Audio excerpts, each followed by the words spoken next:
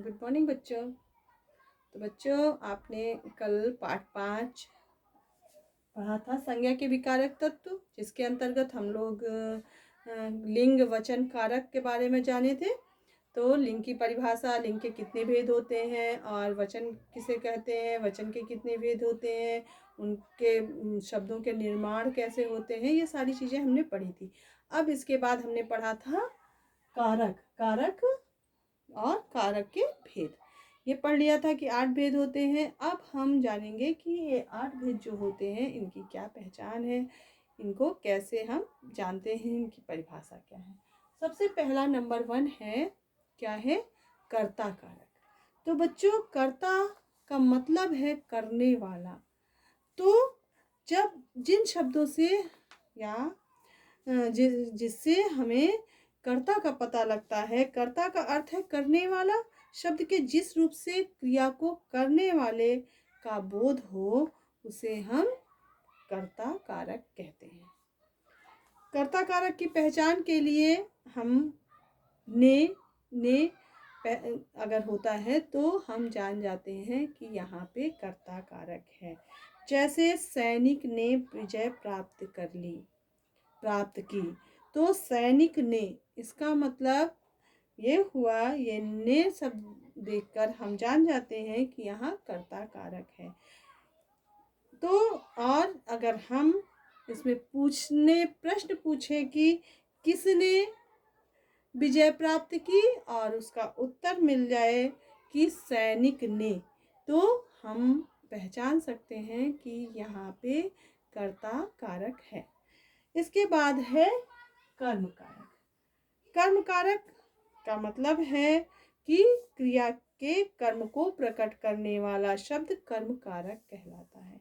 क्रिया के कर्म को, क्रिया को करने वाला जो है कर्ता कारक कहलाता था, और क्रिया के कर्म को प्रकट करने वाला शब्द कर्ता कारक कहलाता है।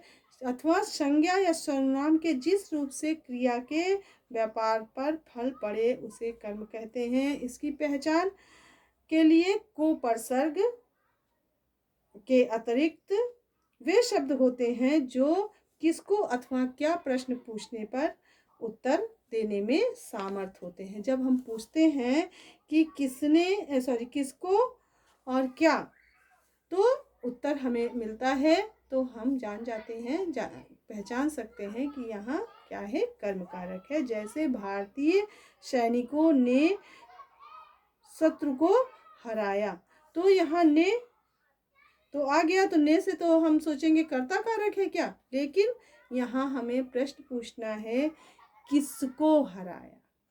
किसको हराया, तो किसको जब पूछेंगे तो यहाँ पे आएगा शत्रुओं को हराया ना, तो क्या होगा, को। जब को हो गया तो ये को जो उपसर्ग है, ये इससे हम पहचानते हैं कि ये हमारा कर्म कारक है। ठीक है।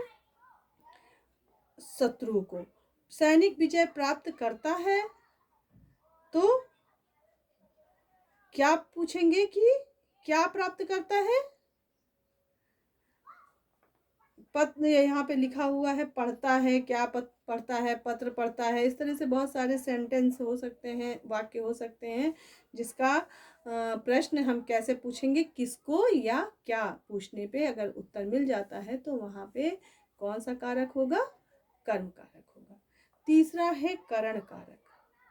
करण कारक में कर्ता जिस साधन, उपयोग, औजार से क्रिया करता है उसे करण कारक कहते हैं। जैसे हमने चौक से लिखा, तो किससे लिखा, चौक से ना। इसी तरह हमने चाकू से फल काटा। इस प्रकार से बहुत सारे वाक्य हो सकते हैं जिसमें उपसर्ग हमारा से आता है, तो हम पहचानते हैं उसे कि ये हमारा करण कारक है। देखिए उदाहरण दिया है, कुछ और चीज़ें दी है। करण कारक की पहचान ऊपर लिखे परसर्गों द्वारा होती है। जो परसर्ग दिया है से या के द्वारा, तो परसर्गों के भाव में जो शब्द किसके द्वारा तथा किसके साथ का उत्तर दे तो वहाँ क्या होता है, करण कारक होता है। जैसे भारतीय सैनिकों ने सूझबूझ से जंग जीती, तो जीती है क्रिया, प्रश्न क्या पूछेंगे, किससे, किससे, तो किससे जीती, सूझबूझ से, अपनी समझदारी से, तो सूझबूझ से, तो यहाँ पे हमारा क्या होगा, करण कारक होगा। आप देखिए नीचे, ये हो गया करण कारक। करण कारक मतलब जिस चीज का, जिस साधन का हम प्रयोग कर रहे हैं अपने क्रिया को करने के लिए, उसका बोध कराता है, तब हम क्या होता है, करण कारक। अब देखिए संप्रदान कारक। संप्रदान कारक का परसर्ग है को या के लिए। अगर वाक्य में को परसर्ग आ जाए या के लिए परसर्ग आ जाए तो हम तुरंत जान जाएंगे कि हमें जान जाना चाहिए कि ये संप्रदान कारक है। लेकिन इसका कुछ और भी चीजें हैं जिसके लिए क्रिया की जाए उसको व्यक्त करने वाला शब्द संप्रदान कारक कहलाता है। इनकी पहचान को तथा के लिए परसर्गों से होती है, जो कि अभी अभी मैंने आपको बताया। और इसके अतिरिक्त क्या होता है, जिन शब्दों से किसको अथवा किस लिए प्रश्न, अब यहाँ पे किसको और किस लिए प्रश्न पूछना है, अगर जब पूछते हैं और उसका उत्तर जो मिलता है उसी के अनुसार हम उसको जानेंगे कि ये कौन सा कारक है। सैनिक जनता को सुरक्षा देते हैं, देते हैं हमारी क्रिया हो गई। प्रश्न कैसे पूछना है, किसको, किसको सुरक्षा देते हैं, जनता को, तो जनता को क्या हो गया, कर्ता परसर्ग, ये कर्ता हो गया और जनता और परसर्ग हमारा को आ गया। इसके बाद है संप्रदान कारक के बाद अपादान कारक। अपादान कारक का परसर्ग है से, यानी या अलग होने का भाव।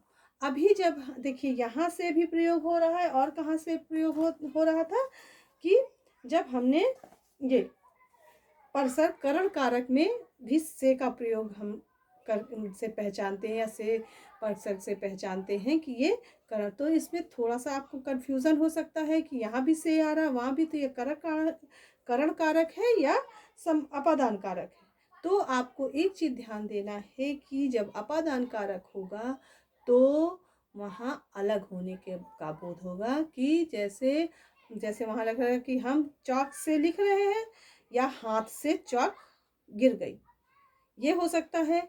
या मैं जो है चाकू से फल काट रहा था, चाकू हाथ से गिर गया, तो दोनों जगह से आ रहा है, लेकिन वहाँ चाकू हाथ में था और फल काट रहे थे, अलग नहीं हुआ था मेरे हाथ से।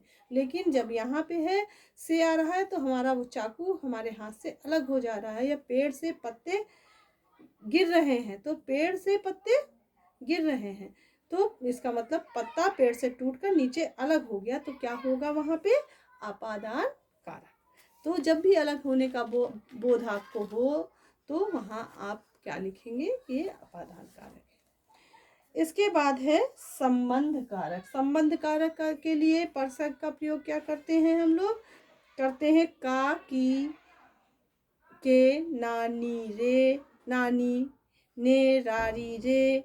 ये जब हमारे परसर्ग आते हैं तो वहाँ पे क्या होता है, संबंध कारक। संज्ञा या सर्वनाम के जिस रूप से उसका संबंध दूसरी संज्ञा से प्रकट हो उसे संबंध कारक कहते हैं। जैसे सैनिक के लिए देश की रक्षा करना सबसे महत्वपूर्ण है, तो एक यहाँ सैनिक है और यहाँ देश है, दोनों का एक दूसरे से संबंध स्थापित हो रहा है। और यहाँ जो है परसर्ग आया है की और यहाँ आया है के, तो के लिए आया है, तो इसलिए हमारा ये यहाँ पे क्या होगा, संबंध कारक होगा। जब भी काकी, के, नानी, ने, रारी, रे ऐसे परसर्ग आए तो वहाँ पे हमारा क्या होता है, संबंध कारक होता है। और जो है संज्ञा और सर्वनाम का संबंध, उस वाक्य में दो संज्ञा सर्वनाम शब्द होंगे जो एक दूसरे से संबंध स्थापित करते हुए आपको दिखेंगे, तो ये हो गया संबंध कारक। अधिकरण कारक। अधिकरण कारक की पहचान के लिए परसर्ग है में और पर। संज्ञा या सर्वनाम का वह रूप जिससे क्रिया के स्थान, समय, अवसर का बोध हो वह अधिकरण कारक कहलाता है। क्या पता चलता है, उसके समय या स्थान या अवसर का बोध होता है। जैसे सैनिक युद्ध में विजय पाता है, तो हम यहाँ प्रश्न क्या पूछेंगे, कहाँ विजय पाता है। तो पाता है तो हमारी क्रिया हो गई, प्रश्न है कहाँ पाता है, कहाँ पाता है, युद्ध में।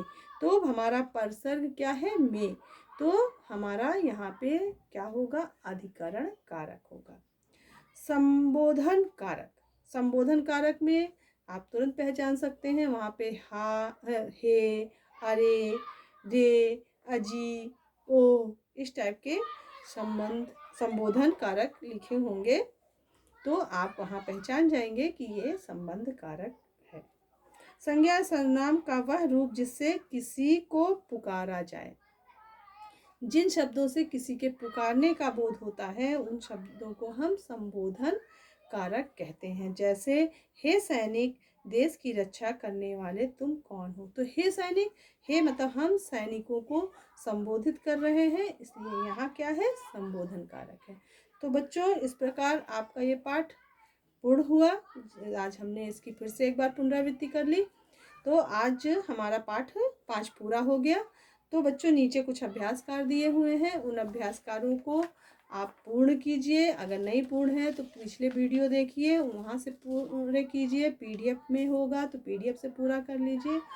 तो बच्चों, आपने अगर पूरा कर लिया, वैसे सबने पूरा कर लिया होगा, अब तक तो एग्ज़ाम आने वाले हैं आपके, सबके पूरा हो गया होगा। तो आप इन्हें अच्छे से अपनी एक्सरसाइज को, अभ्यास कार्यों को फिर से पढ़िए, अच्छे से याद कीजिए ध्यान से, ठीक है।